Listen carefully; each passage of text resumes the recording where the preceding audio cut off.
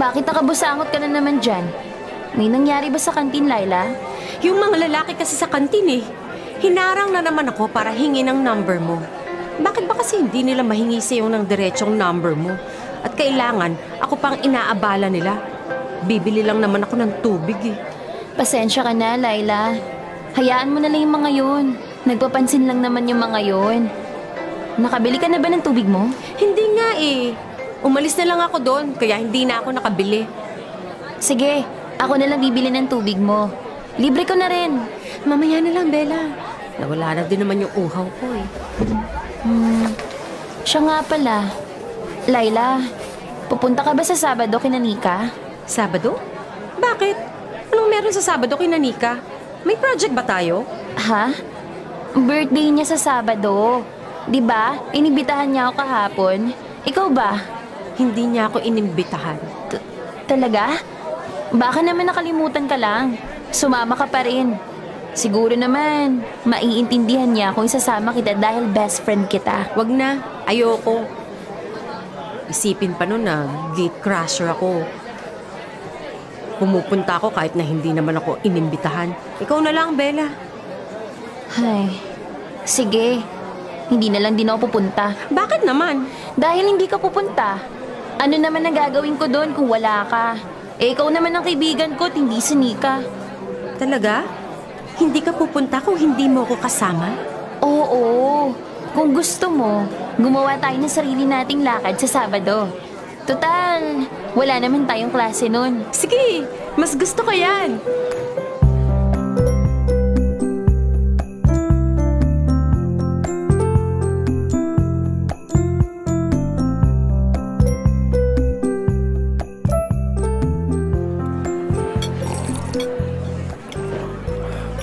Hoy, hindi porket nilibre mo ako ng milk tea, bati na tayo, Bella, ha? Ito namang si Bakla. Ang hirap suyuin. Nilibre na nga siya Nakakatampo ka naman kasi talaga Akala ko pupunta ka sa birthday ni Nika nung Sabado. Naku, wala naman kasi talaga akong hilig sa mga gala-gala na yan, Bakla. Ayoko rin naman na uminom. Mas gusto ko, sa bahay lang. Hoy, tsaka ka. Hindi ka naman ganyan nung high school tayo, ha? Lagi kang present kapag may galaan o di kaya naman ay outing. Ngayong college lang tayo naging ganyan ka. KJ mo. Ang sabihin mo, baka nahahawa ka na kay Laila sa pagiging mysterious effect niya. Baliw! Hindi, no? Sarili kong kagustuhan yon. Hindi dahil kay Laila. Saka pwede ba, hinaan mo nga yung boses mo, Luigi. Baka mamaya, biglang dumating si Laila. Isipin pa nun na pinag-uusapan natin siya habang wala siya. Ay nako, aminin mo na kasi, girl. Dahil kay Laila, kaya hindi ka pumunta nung Sabado. Saka, siya lang naman kasi ang hindi inimbitahan ni Nika na papuntahin sa birthday niya Bakit ba kasi sa lahat ng kaklase natin, bakit si Laila lang yung hindi niya inimbitahan? May problema ba si Nika kay Laila? Ay naku, Day. Ikaw lang ang hindi nakakapansin. Na ano? Na ano? Na ang weird-weird ng Laila na yan. Naisip ni Nika na baka mailang ang ilang mga bisita niya kung imbitahan si Laila nung birthday niya. Kaya nagpasya na siyang huwag nilang imbitahan. Mabait naman siya. Mabait si Laila. Oo nga, mabait na ako, mabait. Pero hello, iba ang aura niya, bes. Kung ikaw, laging maaliwalas ang aura, siya, parang laging maulan, makulimlim, Day. Baka gloomy ang tinutukoy mo. May paulan-ulan ka pang nalalaman dyan. Gloomy ba ang tawag doon? Sorry na. Akala ko thunderstorm Nandito lang pala siya. Nakikipagtawanan. Kanina ko pa siya hinahanap. Nandito ka lang pala, Bella. Kanina pa kita hinahanap.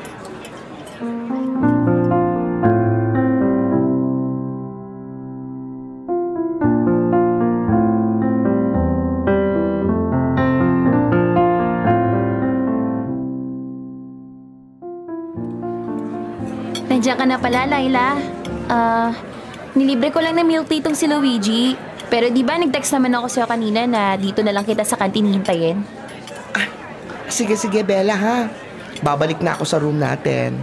Eat well, Laila. Laila, halika na dito para makakain ka na. Here, ibinili na rin kita ng maiinom. Anong pinag-uusapan niyo kanina? Bakit parang ang saya-saya niyo? Ha? Wala naman. Nagbibiruan lang kami. Alam mo naman si Luigi, masyadong joker.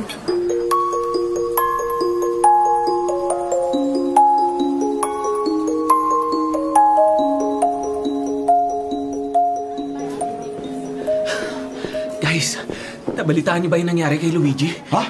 Bakit? Ano ba nangyari? Nasa ospital siya ngayon. Inatake daw siya ng aswang habang mag-isa siya kagabi sa boarding house niya. Gawa-gawa lang ang kwento mong yan, aswang? Kalokohan yan!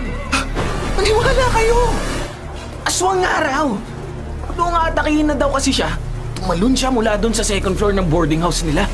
Kaya yun, nabalian siya ng paa. Tsaka likod at hindi na makapasok.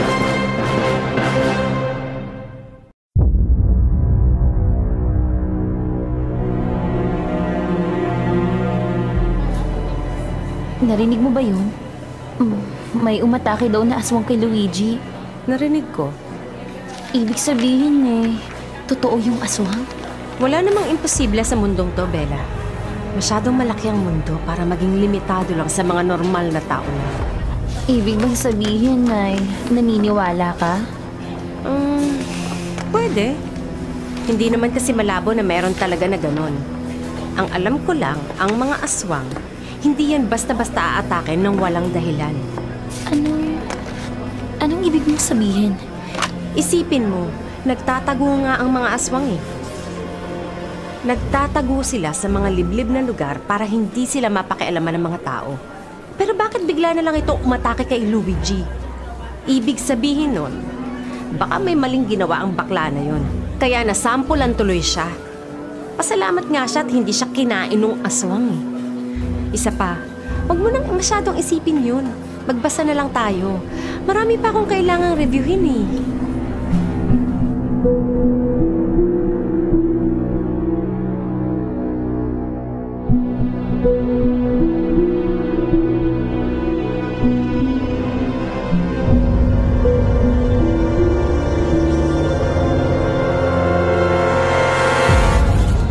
Wow, ang dami niya na. Ang dami mo natanggap ng flowers and chocolates ngayong Valentine's, Bella. Mas marami yata yung ngayon kaysa last year, ah. Oo nga! Pagi naman! Sige, kuha lang kayo. Basta tiran niyo ako, ha? Itira niyo na lang yung Toblerone at saka Ferrero. Kumuha ka rin, Layla. Mamaya na. May hinihintay ka ba? Kanina ka pa nakatanaw sa labas ng room natin. Oh, wala naman. Hinihintay ko lang na mag-uwian na. Ang tagal kasi ng program sa babae. Ayaw pang magbukas ng gate. Di tuloy ako makauwi. Bella! Bella! May nagharap sa'yo! Ha? Sino?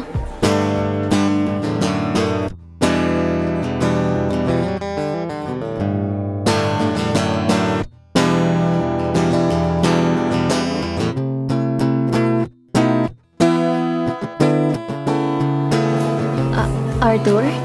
Anong ginagawa mo rito? Ibibigay ko lang sana sa ito. Para sa'yo. Flowers and chocolate. Sana magustuhan mo. At sana hindi pa ako uli sa pagbibigay sa'yo ng regalo kahit na alam ko naman na marami na nagbigay sa inyo. Special yan para sa akin.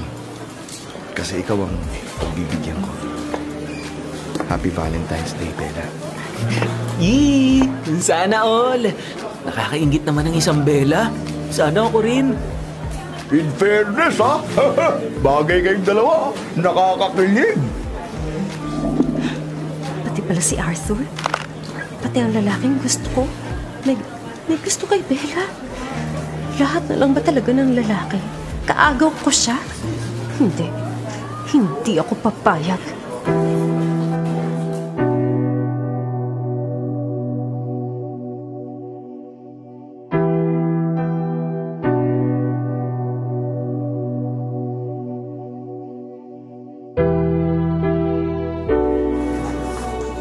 Teka lang, Laila. May nagawa ba akong mali? Bakit parang iniiwasan mo ko nitong mga nakaraang araw? Wala tayong problema, Bella. Marami lang akong ginagawa. Malapit na ang exam natin, di ba? Nagpo-focus lang ako sa pag-aaral, pero hindi kita iniiwasan. Pero bakit parang ang cold mo? Sandali lang. Sasagutin ko lang. Hello? Arthur? Napatawag ka. Pwede ba tayong sabay kumain sa kantin? Mamaya sa break time nyo. Break time rin kasi kami mamaya eh. Hindi ako pwede. Mag-aaral kami sa library ng kaibigan ko. Malapit na kasi yung exam. Ganun ba? E di sasabay na lang ako sa'yo sa pag-aaral. Pwede ba yun? Next time na lang, Arthur. Pasensya na. Bye. Tara na. May number ka na pala ni Arthur? Nakakausap mo na pala siya. Hiningi niya raw sa isang kaklase natin. Wala naman akong nagawa. Ang kulit na nga eh. Lagi na lang akong niyayaya na lumabas. Tapos, gusto niyang isama ako sa family outing nila sa semestral break natin. Pero tinanggihan ko naman. Alam mo naman na wala pa sa isip ko ang makipagrelasyon, Laila. Bakit ba ang dali niyang tanggihan ng mga bagay na gustong-gusto ko? Napakayabang niya. Umiinit na talagang dugo ko sa kanya. Kailangan niya nang mawala sa landas ko.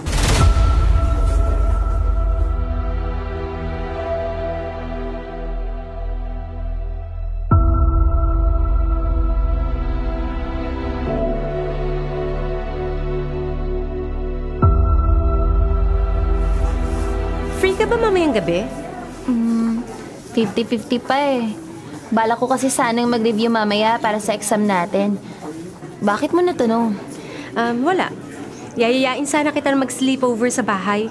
Doon sana tayo mag-aaral ng sabay. Sleepover sa inyo? Sigurado ka? Ngayon mo lang kasi ako niyaya na pumunta sa bahay mo. Nahihiya pa kasi ako sa'yo noon eh. Pero ngayon, pwede na dahil close na tayo, di ba? At saka, huwag kang mag-alala. Mag-isa lang naman ako doon. Sige na nga. Game mo ko dyan. Magdadala ako ng snacks para may kainin tayo habang nag-aaral. Kailangan na kitang patayin mamayang gabi, Bella.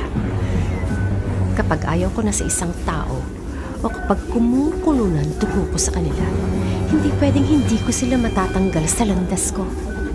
At ngayon, ikaw naman yun, Bella. Itutulad kita sa ginawa ko sa baklang Luigi na yun. Hindi ako mahihirapan na gawin yun. Kapag nawala ka, mapupunta na sa akin si Arthur. Sisiguruhin ko yun.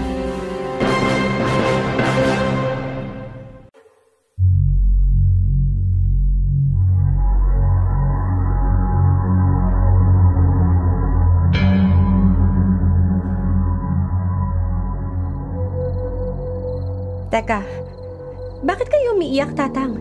May nangyari ba? Magsalita ho kayo. Wala na. Patay na ang kapatid mo, Laila. Patay na si Ambo. Oh, paano nangyari yun, Tatang? Anong nangyari kay Ambo? Namatay siya sa isang enkwentro. Tinugis siya ng mga taong labas. Nasaan yung aso siya nung habulin siya ng taga. Sugatan na siya nang dumating dito sa baryo natin at nabawian ang buhay. Bakit niyo naman kasi siya hinayaan? Bata pa si Ambo. Dapat hindi niyo siya pinabayaan, Tatang. Hindi namin siya napigilan ng Kuya Kaloy mo. Hindi din namin kayang lumaban dahil sa kahinaan. Lalo na't mahina na ang puwerso natin. Kailangan na natin ngayon ng may aalay para bumalik ang ating lakas. Hindi ba't sinabi mo na may kaibigan kang balak patayin? Dalhin mo siya dito para gawing alay. Ha? Pero balak ko na siyang patayin ngayong gabi. Nandito na siya sa bahay. Ayoko na itong ipagpaliban pa. Talagang uunahin mo pa ang galit mo kaysa sa palakasin muli ang puwersa natin. Masyado kang makasarili. Dalhin mo ang babaeng yun dito at gawing alay. Sundin mo ko. Dahil bukod sa ako ang ama mo, ako din ang pinuno. Ito na lang ang may tutulong mo sa kapatid mo, Laila. Kaya gawin mo ang inuutos ko. Patay na si Ambo. Patay na ang kapatid ko. Laila, bakit ka umiiyak? May nangyari ba?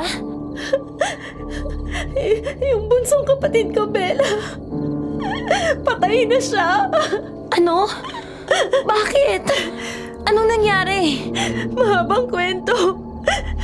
Pero pinapauwi ako ni Tatang sa probinsya namin ngayon mismo. Buti na lang malapit ng semestral break natin. Makakauwi ka ng walang problema. Pwede mo ba akong samahan na umuwi sa amin, Bella? Ha? Kailangan ko lang ng masasandalan, Bella. Kailangan ko ng kaibigan ngayon. Kailangan kita. Ikaw lang ang kaisa-isa kong kaibigan. Sige na, tahan na. Sasamahan na kita. Hindi kita iiwan, Laila. Salamat, Bella. Salamat. Pasalamat ka at napurnadang pagpatay ko sa iyo ngayon. Pero okay lang. Gagawin din naman naming alay ang buhay mo. Mapapakinabangan ka din ng buong angkan ko.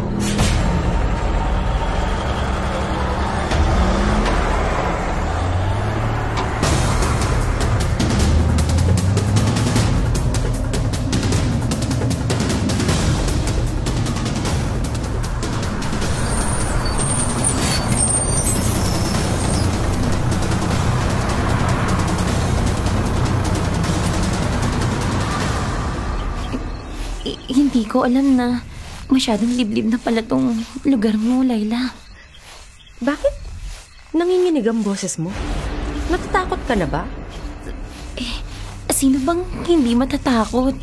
Ang dilim-dilim nitong nilalakaran natin tapos wala pa akong nakikita ng ibang mga kabahayan. Pribado na kasi ang lugar na to. Private property na to ng buong angkan namin. Kaya mga angkan lang namin ang pwedeng pumasok dito at tumira. Huwag kang magalala. Konting lakad na lang naman. At makakarating na rin tayo sa baryo namin. Okay. Basta, huwag kang lalayo sa akin, ha?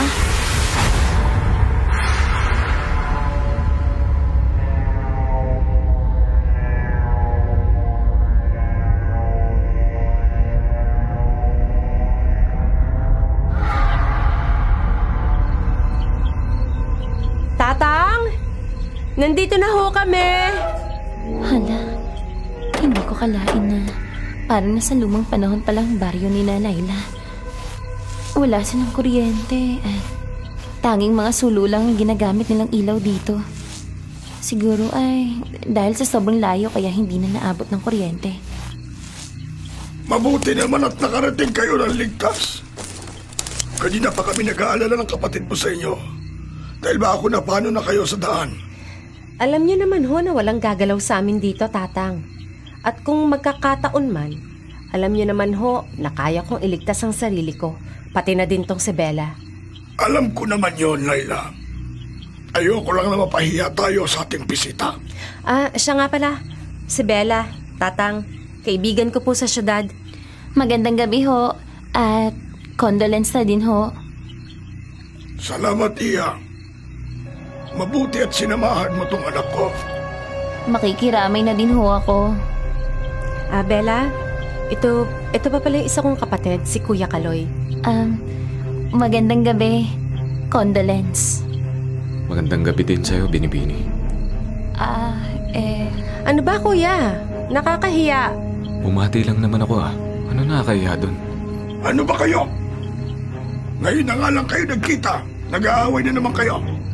Nakakahiya sa bisita natin. Naroon nakaburol sa bahay ng tiyang lolit mo ang katawan ni Ambo. Puntahan mo muna bago magpahinga. Sige na, Laila. Sige ho, Tatang.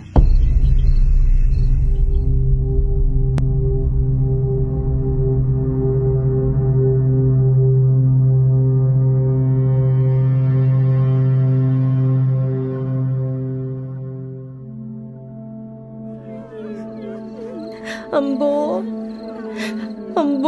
nandito na ang ate. Bakit kayo sa gawang kahoy na kabaong lang nakalagay yung bangkay? Tsaka, bakit nakasarado? Hindi ba nila yun bubuksan? Ngayon lang ako nakakita ng ganito. Kung sa bagay, probinsya nga naman ito. Baka iba talaga ang paraan nila ng pagbuburol.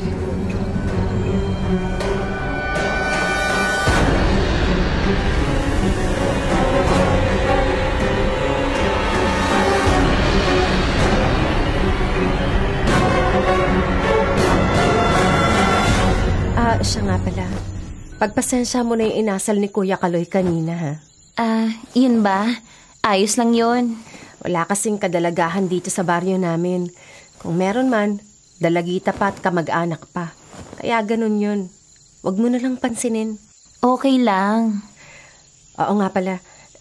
Sanay ka na nga pala sa ganun. Ha? Anong ibig mong sabihin? Nasanay ka ng makabihag ng lalaki at makakuha ng atensyon kahit saan ka magpunta. Maganda ka kasi. Ha? Bakit kaya nasasabi sa akin yun ni Laila? Bakit parang may sama ng loob ang tono ng boses niya? Ano ka ba? Maganda ka din naman ah. Ang weird lang talaga ng society natin na kapag sinabing maputi o kapag maputi ka, automatic na maganda ka kahit hindi naman talaga. Pero maputi ka at maganda. Kahit nga umitim ka, sigurado akong maganda ka pa rin eh. Ikaw nga yun eh. Morena ka at maganda. Kung totoo yan, bakit walang nagkakagusto sa akin? Lahat sila, ikaw ang gusto. Lahat sila, ikaw lang ang napapansin. Ano bang nangyayari kay Laila? Ngayon ko lang siya narinig ng ganito. Baka dala lang ng lungkot niya kaya ganun siya. Magpahinga na nga lang tayo, Laila. Masyado nang malalim ang gabi. Sige, matulog na tayo.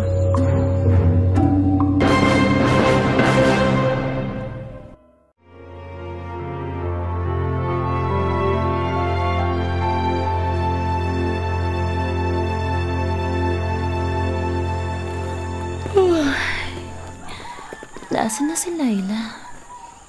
Bakit wala siya sa tabi ko? Baka nasa lamay na siya ng kapatid niya. Nakakahiya naman. Tanghali na akong nagising. Makabangon na nga.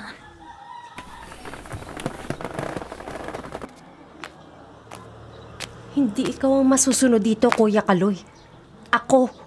Ako ang masusunod dahil ako ang nagdala kay Bella dito. Ha? Ako? Bakit naman ako napasama sa usapan nila? At bakit nila ako pinagtatalunan? May ginawa ba ako? Bakit ba ikaw na lang lagi ang dapat na masunod? Bakit ba hindi mo magawang sumunod na lang sa akin, Laila? Kahit isang beses lang sana. Makinig ka sa akin at sumunod ka nang wala kang angal. Bakit naman ako susunod sa'yo, Kuya Kaloy? Ang galing mo rin kasi. Alam mo naman kung ano ang gusto kong gawin, di ba? Pero ikaw itong kumukontra. At saka, bakit ba kang umasta ka? Para bang ikaw na ang pinuno ng baryo na kailangan sundin ko ang gusto mo? Para sabihin ko sa'yo, malakas pa si Tatang. Kaya huwag ka munang umasta na ikaw na ang pinuno. Na anumang oras ay pwede ka nang pumalit. Si Tatang naman ang nagdesisyon. Tapos bigla ka ngayong umi-extra at gusto mong baguhin ang desisyon niya? Para din naman sa kapakanan ng lahat ng gusto kong mangyari. Lalakas din ang puwersa natin sa desisyon na gusto ko. Gaya ng sinabi ko, hindi ako papayag. Ako ang masusunod at hindi ikaw.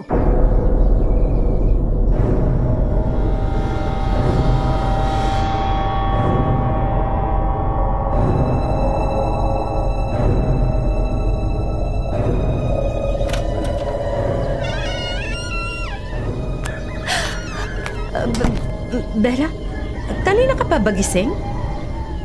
Hindi naman. Halos kagigising ko lang. Lalabas na nga sana ako. Kaya lang, narinig ko naman na nagtatalo kayong dalawa ng kapatid mo. Kaya hindi ko tuloy magawang makalabas. Pasensya na. Narinig mo yung pinag-uusapan namin? Narinig mo ba lahat? Hindi naman. Hanggang doon lang naman sa pagtatalo niyo kung susundin mo ba ang kapatid mo kahit na hindi pa naman ito ang leader niyo sa baryo niyo. Nakakainis kasi si Kuya Kaloy. Bakit? Ano bang pinagtalunan nyo? Gusto niyang ligawan ka. At gusto niya na tulungan ko siyang ilakad sa'yo. Eh ang sabi ko ayoko. Pinipilit niya ako dahil talagang nagustuhan ka daw niya. Gusto niyang paglapitin ko kayong dalawa. Yung tipong ako ang magiging tulay para sa kanya papunta sa'yo. Hindi ko lang maintindihan kung paano niya nagagawang unahin yun samantalang naglalamayan pa si Ambo. Yan pala ang pinagtatalunan nyo. Kaya pala masyado kayong seryoso. Pero, salamat Laila ha. Kilala mo naman ako, di ba? Ayoko talaga na makipagrelasyon muna hanggat hindi pa ako natatapos ng kolehiyo. Alam ko, kaya nga hindi ako pumayag. At kung kukulitin ka man ni Kuya Kaloy kapag hindi mo ko kasama o kapag hindi ako nakatingin, isumbong mo siya sa akin agad. Oo, gagawin ko yan. Siya nga pala, tara na sa labas para makakain na tayo ng almusal. Tutulong din kasi ako sa pagbabantay ng lamay mamaya. Sige, tutulong din ako. Huwag ka nang tumulong, Bella. Wala din naman ibang darating na makikiramay kaya wala kang dapat na alalahanin. Sapat na sa akin yung nasa tabi kita.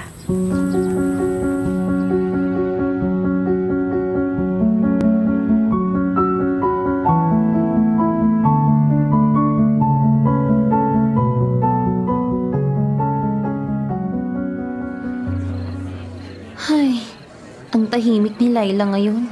Hindi ko masyadong makausap.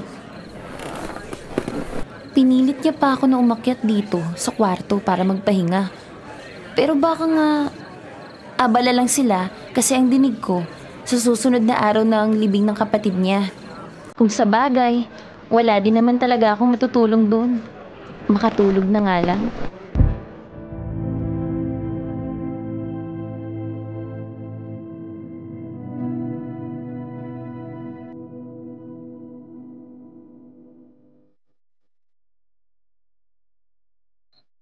Halika nga dito, Kaloy. Mag-usap nga muna tayo. Teka, boses yung nagtiyahin ni na Laila. Parang nasa malapit lang sila at mukhang may pinag-uusapan sila ni Kaloy na importante. Buti na lang at sa wali tong dingding ng bahay nila. Pwede akong sumilip. Baka mamaya niyan, banggitin na naman ni Kaloy yung pangalan ko. At doon naman siya sa tiyahin nila humingi ng tulong para ligawan ako. Ay, bakit ba inuunan niya pa yung ligaw-ligaw na yan? Kamamatay lang ng kapatid nila eh. Ano, Kaloy? Hindi pa rin ba pumayag ang kapatid mo si Laila sa gusto mo mangyari? Hindi mo pa rin ba siya napapapayag? Hindi pa rin ho, Tiyang Lolit. Nainis na nga ako eh. Kung tutusin naman, mas maganda ang plano ko mangyari kaysa sa gusto niyo mangyari. Pang hinaharap din ang plano ko para sa ating lahat. Sa katunayan yan, mas gusto ko rin ang plano mo. Kapag nagkataon, Kaloy, mapaparami mo pa ang angka natin kapag nakapag-asawa ka na ngayon, hindi ba? Sayang. Sayang talaga kung mapupunta lang sa pagiging alay ang babaeng yun. Alay? Sinong alay? Sinong babaeng tinutukoy nila? Yun na nga ho ang pilit kong ipinapaintindi kay Tatang Tiyang Lolit. Imbis na ialay natin siya, bakit hindi na lang gawin ko siyang asawa? Nang sa ganun ay mabuntis ko siya at dumami pa ang angkan natin. Hindi ba talakas din ang puwersa natin kung patuloy na dadami tayo? Gusto ko rin na siya ang mapangasawa mo. Ramdam kong malusog ang bahay bata niya. Maraming mga sanggol ang pwede niyang mabuo nang walang kahirap-hirap. Kaya lang, mahirap kalabanin ang kapatid mo, Kaloy. Lalo na at pumapabor sa kanya ang iyong ama. Biruin mo, hindi naman talaga niya kailangan na mag-aral pa. Pero nang magpasya si Laila na gusto niya mag-aral sa Maynila, ayun, pinayagan siya agad ng ama mo. Mahirap kalabanin si Laila. Alam ko naman ho yun, Tiyang. At saka, desidido na rin ho siyang gawing alay si Bella dahil malaki ang galit niya rito. Gusto niyang mawala si Bella sa landas niya dahil malaki ang inggit at selos niya nung magustuhan si Bella ng lalaking nagugustuhan niya. Sa katunayan ho niyan, matagal niya na tong gustong patayin. Pinigilan lang siya ni Tatang dahil naisip ni Tatang na gawin nitong alay upang mapakinabangan. kaysa ang patay na lang ng biglaan. Ano yung narinig ko? Totoo ba yun? Balak akong patayin ni Laila. Tapos, gagawin nila akong alay.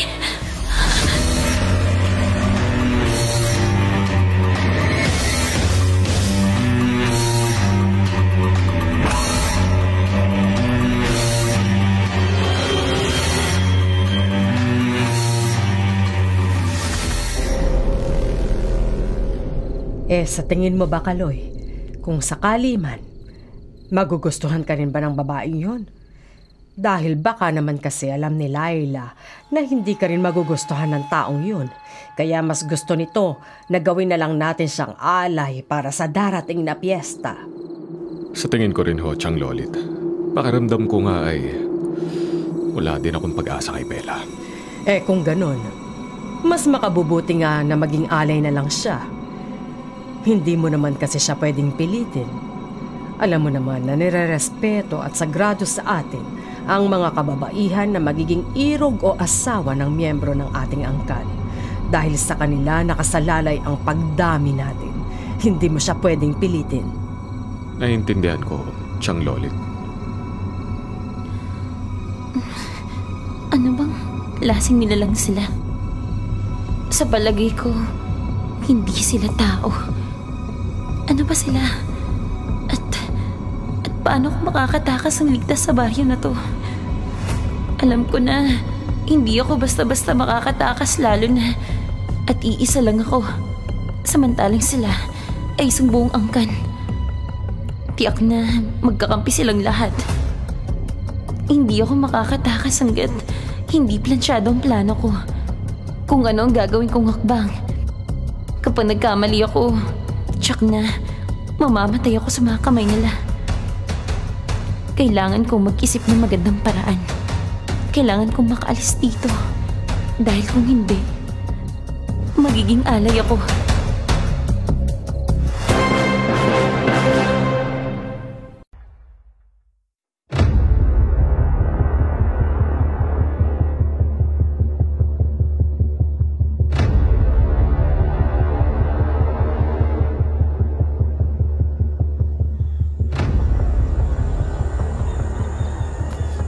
Kailangan kong maakit si Kaloy. Siya lang ang tanging pwede kong makapitan sa ngayon. Siya ang gagamitin ko. Hi, Kaloy! Magandang umaga. Magandang umaga rin sa'yo, Bella.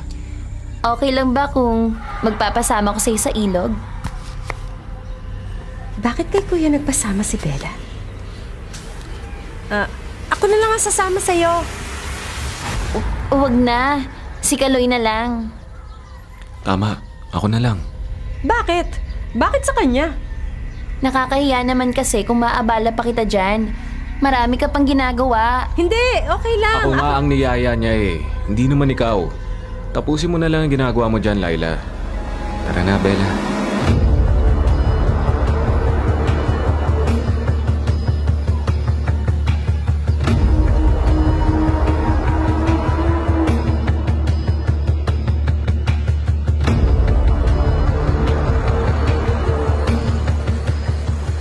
Kailangan ko siyang maakit.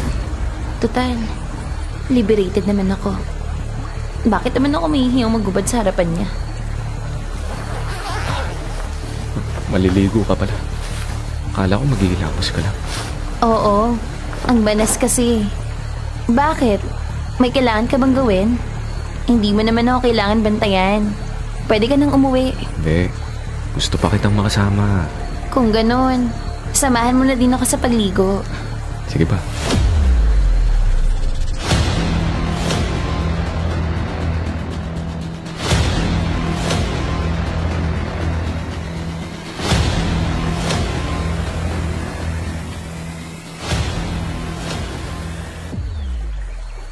Buti naman at hindi ka na naiilang sa akin, Bella. Akala ko hindi mo ako mapapansin. Pasensya ka na, ha? Sinubukan ko namang pigilan eh. Ha? Anong ibig mong sabihin? May gusto kasi ako sa'yo, Kaloy. Pero Pinigilan ko lang kasi kapatid ka ng kaibigan ko, tapos may lamay pa kayong iniintindi. Hindi ba nakakailang yun? Saka, alam ko kasi na baka hindi rin ako magtagal dito dahil 1 linggo lang naman ako dito sa baryo nyo. Kung aalis ako, baka masaktan kita. Hindi mo naman kailangang umalis. Pwede ka naman manatili rito sa amin. Kasi gusto rin naman kita. Bella, kung papayag ka, gusto ko maging asawa ka. Ang taas naman yata agad ang gusto mong mangyari. Akala ko ay girlfriend at boyfriend muna. Pasensya na kung nabigla ka. Pero kahit anong gusto mo, gusto ko rin. Kung gusto mo ligawan muna kita, niligawan kita. Gusto ko ipakita sa'yo ang tunay ko nararamdaman. Hindi ko pa alam ang sasagot sa'yo, Kaloy. Pero, pwede bang kitain mo ako mamayang hating gabi? Mamayang hating gabi? Hindi pwede. Bakit? Bawal sa amin yung ganun. Gustuin ko man pero kailangan ko respetuhin ang babaeng nagugustuhan ko. Wala naman tayong gagawing masama. Mamayang hating gabi ko kasi ibibigay yung sagot ko sa'yo sa alok mo na pagstay dito sa inyo. Ah, talaga? Oo. Pero bigyan mo lang ako ng konting panahon para pag-isipan yung magiging sagot ko. Mamayang hating gabi, doon mo malalaman ang desisyon ko. Okay, sige.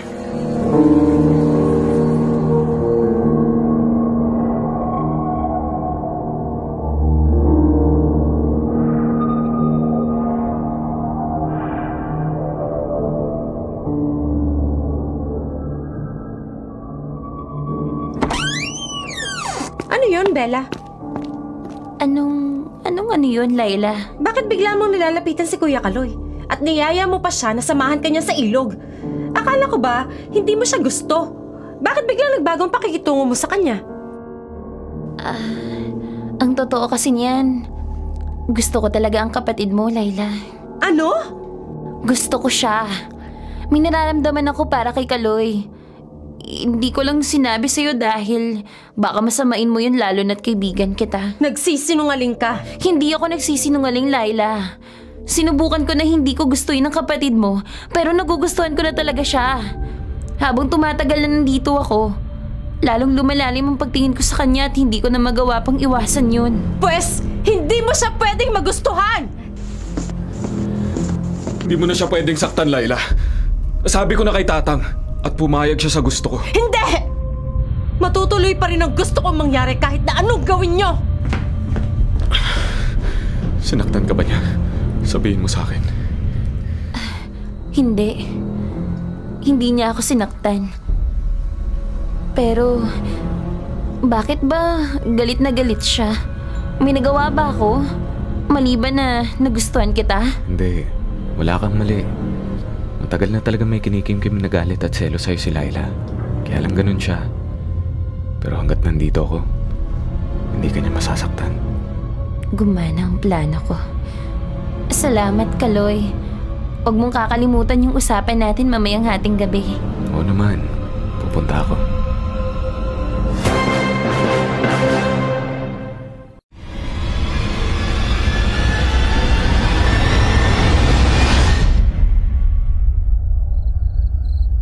Konti na lang. Konti na lang. At malapit na kami sa may gate ng baryo na to. Ano ang kasagutan mo, Bella? Hindi ba pwedeng doon na lang tayo sa labas ng gate mag-usap?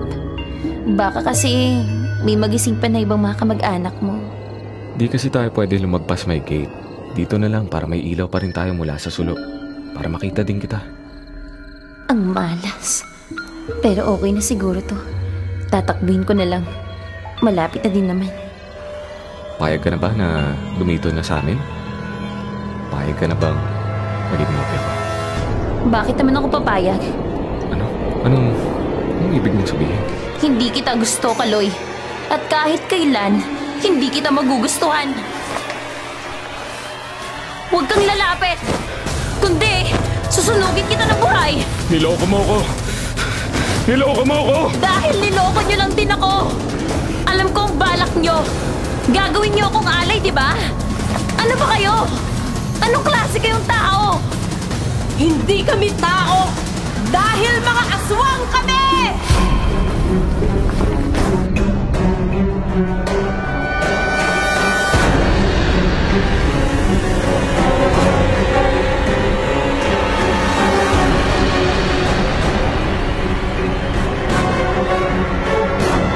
Lahat ng tao sa baryo na to, mga aswang, mas maliit ang tsansa mo na makakatakas ka pa, Bella. Tama rin talaga ang duda at hinala ko na tatakas ka. Alam ko naman kasi na hindi mo gusto si Kuya Kaloy, kaya nagtaka na ako kung bakit biglang nagbago ang ihip ng hangin. Bigla mo na lang nilapitan si Kuya. Niloko mo lang siya. Niloko mo lang din naman ako, Laila.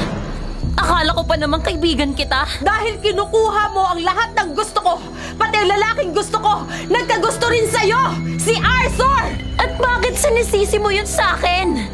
Hindi naman ako gumawa ng dahilan para magustuhan ni Arthur, ha? Siya ang nagkusa na magkagusto sa akin. Kaya mas lalo ako nagagalit sa'yo. Dahil lahat ng tao, gusto ka kahit wala ka namang ginagawa ngayon. Mamamatay ka sa mga kamay ko. Sakto naman at alas 12 na rin ang gabi. Kung papatayin kita, maituturing na alay ka na namin. Hindi! Hindi niyo ako mapapatay! Mabilis kong ibinato sa paanan nila ang isa pang sulo na hawak ko. Kumalat ang langis at apoy noon, kaya nakakuha ko ng pagkakataon para tumakas. Nagpanik sila sa ginawa ko, kaya mabilis ako nakakilos. Madilim ang paligid, pero hindi ko ininda. Dumaan ako sa masukal na bakuran. Tumatakas ang alay! Tulungan niyo akong hulihin siya!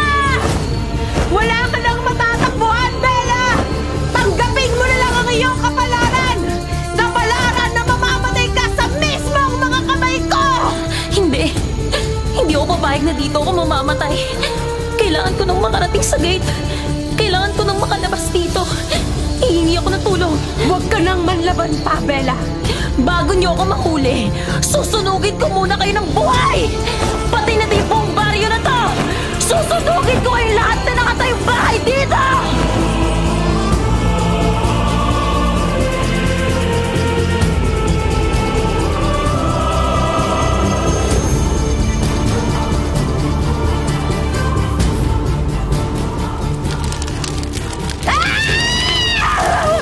Magsilabas kayo dyan!